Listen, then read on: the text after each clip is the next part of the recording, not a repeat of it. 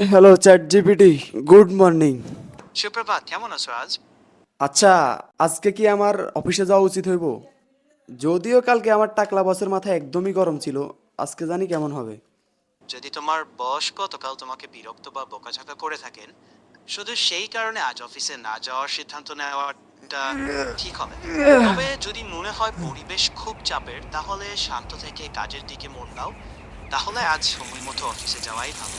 এতে দায়িত্বশীলতা দেখানো হয়। তুমি যে বলতেছো এখন অফিসে যাইতে, এখন কয়টা বাজে দেখছো? এখন অফিসে যাওয়ার কি কোনো সময় আছে নাকি? আর গতকালকে টাকলা স্যারটা কি যে অবস্থা করলো আমার সাথে।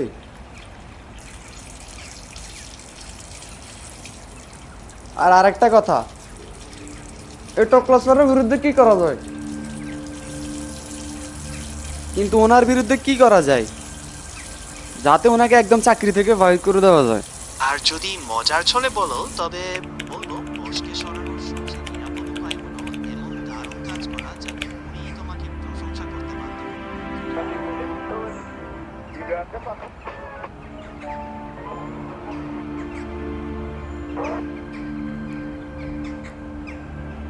আচ্ছা, আমি একটা নীল শার্ট পরবো। এখন এটার সাথে কি রকম প্যান্ট বা কি কালার প্যান্ট পরলে ভালো হবে? তাহলে গাঢ় রঙের প্যান্ট। আমি আমার আজকে বাইকে 1 লিটার তেল ভরেছি, সেটা দিয়ে আমি 30 থেকে 32 কিলো চালাইছি। এরপরে হঠাৎ আমার বাইকটা বন্ধ হয়ে গেল। এখন আমার বাইকের মাইলেজ কত, আর গাড়ি বন্ধ হইলই বা কেন? ট্যাঙ্ক। আরে ইয়ার, চার্জ শেষ হওয়ার টাইম পেল না। তুই সামান্য এই ক্যালকুলেশনটাও পারস না? তোর ভিতর কি সামান্য এইটুকু বেসিক ধারণাও নাই? এটা তোর কাজ না, যা এখান থেকে। তোর এই এআই কে আমার মতো ব্রেনই বানাইছে। কেন আমাকে প্রেশার দিচ্ছস? যা এখান থেকে। তুই আমাকে তাড়াচ্ছিস? নিজে থেকে পালাবি কতদিন? এভাবে চলতে থাকলে মরবি একদিন। আরে তুই যা এখান থেকে।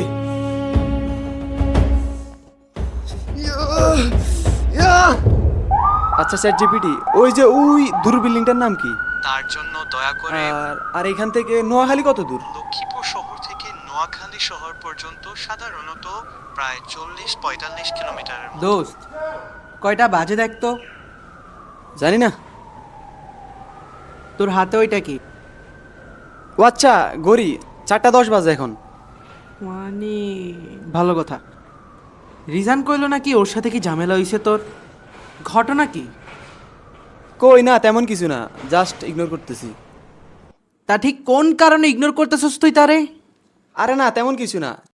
চ্যাট জিপিটি কইলো মানুষকে ইগনোর করতে শিখলে নিজের ভ্যালু বাড়ে।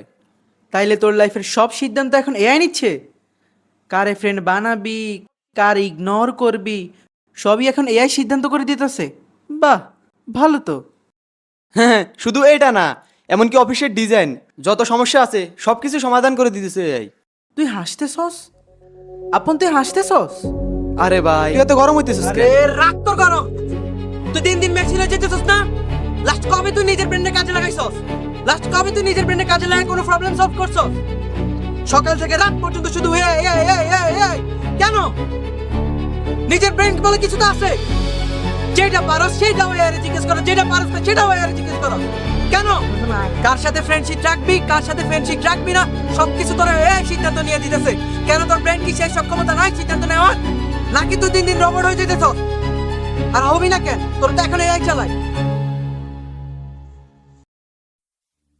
শোন শোন, তোরও এআই না চ্যাট জিপিটি না কি যেন কয় ওটারে, ওইটাও না আমাদের মতো মানুষটা বানাইছে। কারে বুঝাই দিছে, হয়তো মেশিন হয়ে গেছে। শোন ভাই, এআই এর উপর এত বেশি ডিপেন্ডেন্ট হইস না যে সে তোর উপর শাসন করে বসে।